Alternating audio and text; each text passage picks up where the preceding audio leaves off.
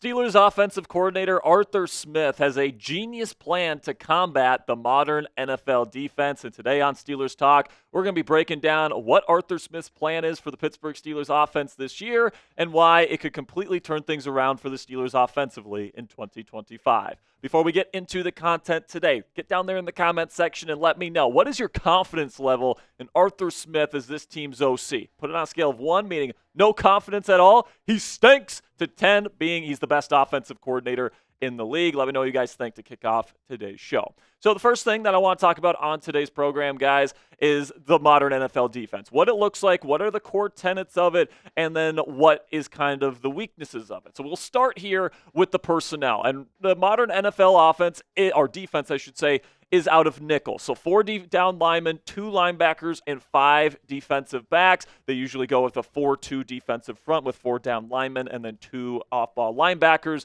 Then you have lots of 2 high safety shells, and what that allows you to do is be very multiple. You can kind of disguise your coverage pre-snap.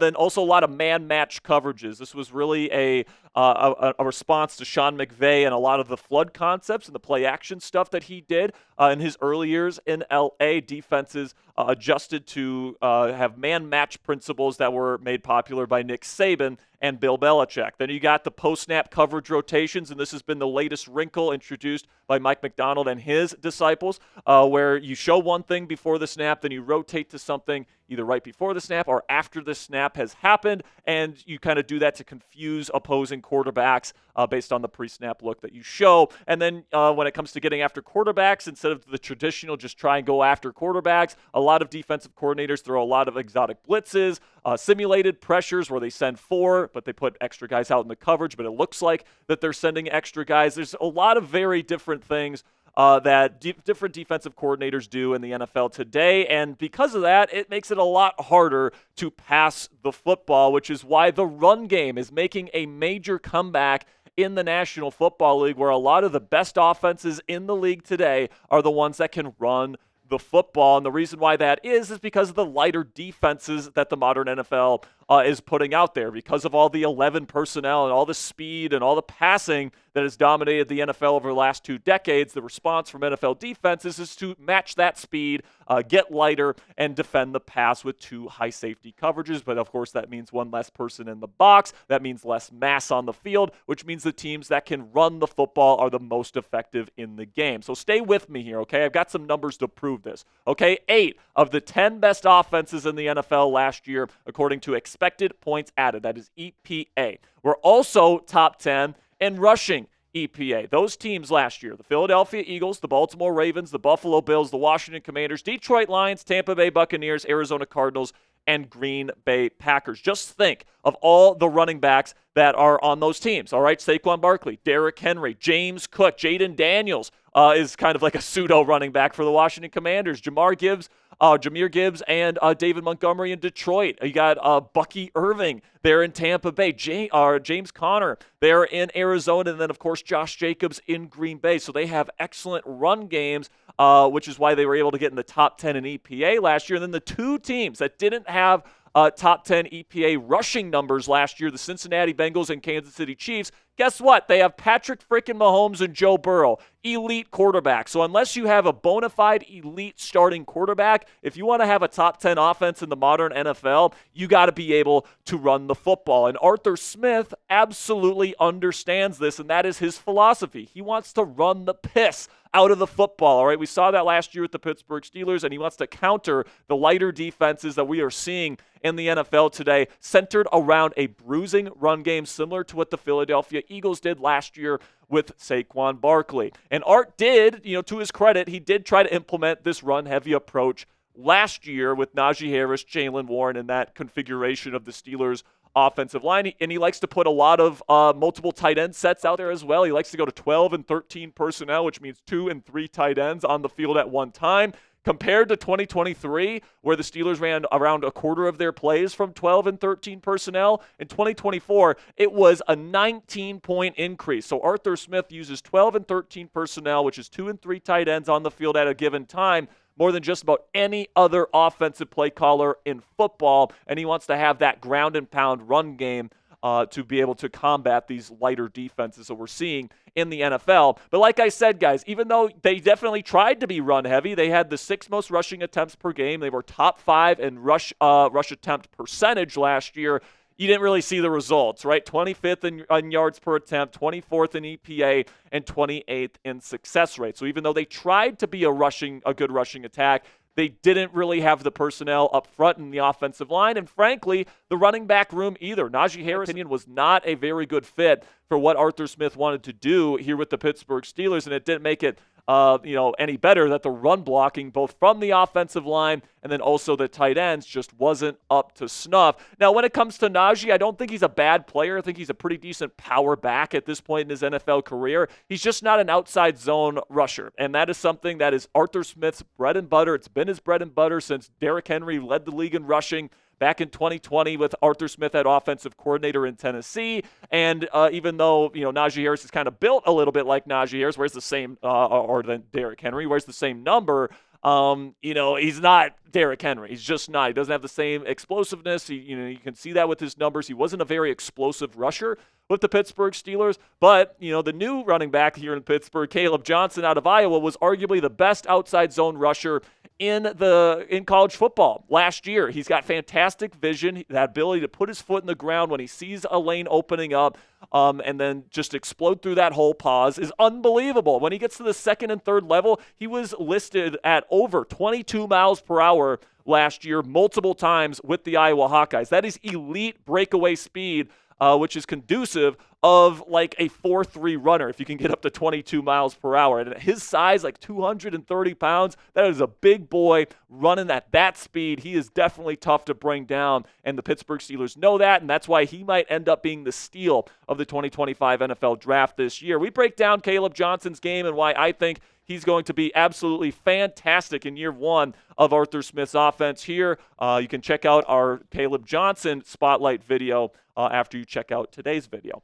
Also, I would expect the Pittsburgh Steelers to get a jump from their young and unproven but very talented offensive line. All right, Broderick Jones is moving over to his more natural position at left tackle, and he's a former first-round pick with first-round pedigree. Troy Fautano only played in one game last year, so that's an instant upgrade that you're adding to your offensive line. Mason McCormick is a very physically gifted offensive guard that was taken in the middle rounds last year that I think is going to take a big year two leap. Zach Frazier is arguably already a top 5 center in the National Football League, and Isaac Seumalo has been one of the more reliable guards in the league for a very, very long time. So I expect this unit to be better. I expect Kaleb Johnson to be a better fit for the scheme, and Jaylen Warren, of course, as we all know, is fantastic. So true or false? Let me know down there in the comments section.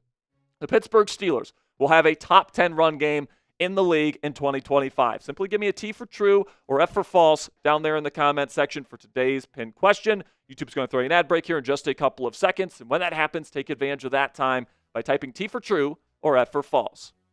Now, we've been talking a lot about the run game here on today's edition of Steelers Talking. You might be saying at home, but Jack, you have to be able to pass in order to be successful in the National Football League, and I would completely agree with you. So coming up here on Steelers Talk, we're going to be talking about Arthur Smith's plan for the pass game led by 4-time NFL MVP Aaron Rodgers. So Art's solution to the pass game here in Pittsburgh is to fill the wide receiver room with deep threats, to force the teams that are probably going to be loading up the box for Kaleb Johnson and the Steelers' run game because they're going to be playing so heavy.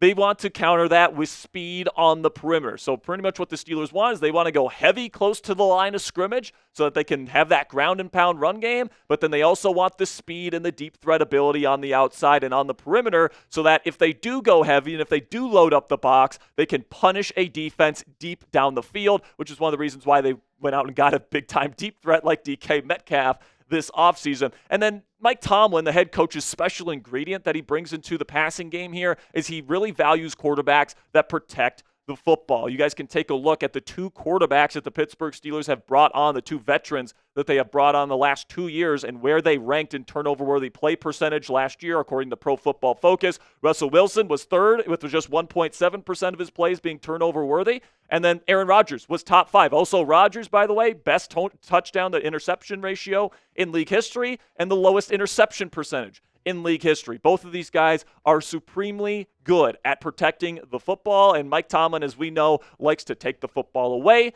and he likes to protect the football. The reality of the situation when it comes to Aaron Rodgers coming to the Pittsburgh Steelers, guys, is that he's not going to be asked to do too much. This is a team that is going to try to win games with their defense and with their run game, and then the passing game is going to be a complementary piece to the main thing on offense, which will be Kaleb Johnson, Jaylen Warren, and the Steelers' run game, as we discussed before. And when it comes to the Pittsburgh Steelers, with Aaron Rodgers, I think that he is somebody that, just has four things that the Pittsburgh Steelers are looking to get out of him this year at the quarterback position. Number one, take care of the football. Don't turn the football over. Number two, get the ball out fast, thereby limiting sacks, and then make a big throw when it's needed in a big-time spot or in a third-and-long situation. And I think that these stats here prove that Aaron Rodgers is more than capable of doing all four of those things and being a high-functioning game manager in this run-heavy offense. Like we talked about, his turnover-worthy play percentage was top 5 in the league last year. He was top 6 in getting rid of the football. Also, he had lower sack percentages, much lower sack percentages than Russell Wilson and Justin Fields last year, so you're going to take less sacks on offense this year, most likely. And then his big-time throw percentage was 17th, and he had the 10th most big-time throws in the league last year. So he's more than capable of delivering a big-time throw. He still has his arm talent, still has that quick release, and still has the ability to make a big-time throw when it is needed.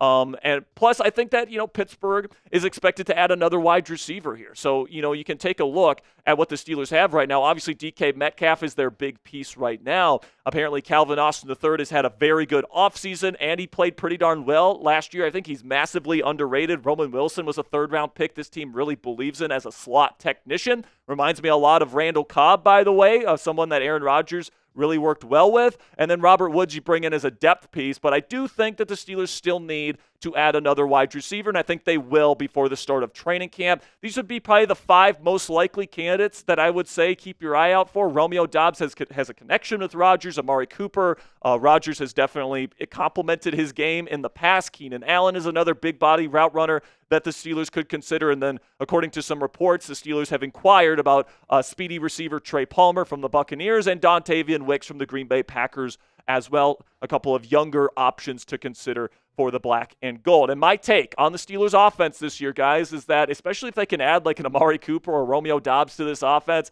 this offense is going to have a chance to be pretty darn good in 2025, and especially supplemented by a defense that, when healthy, gives up consistently less than 20 points a game. Like, Rodgers and the offense just need to get over 20 points, and they're going to win most of their football games this year, especially if Rodgers can take care of the football, which we all know that he can do. So personally, I'm very optimistic about the state of the Pittsburgh Steelers and the state of this offense. And if you're with me on that, you made it to the end of today's show, make sure you guys type those real ones in all caps down there in the comment section for today's Real One roll call. The people that make it to the end of today's show, those are the real ones. A lot of people, some fakers out there, they like to click away from the video, all that different stuff. We're not about that here. You guys made it to the end of the video today, so I want to give you some love down there in the comment section. Type those real ones, and make sure you click that subscribe button if you haven't already. We got Steelers videos like this every single day on the channel for free. So if you want in-depth, informative Steelers content for free every single day on this channel, click that subscribe button right now.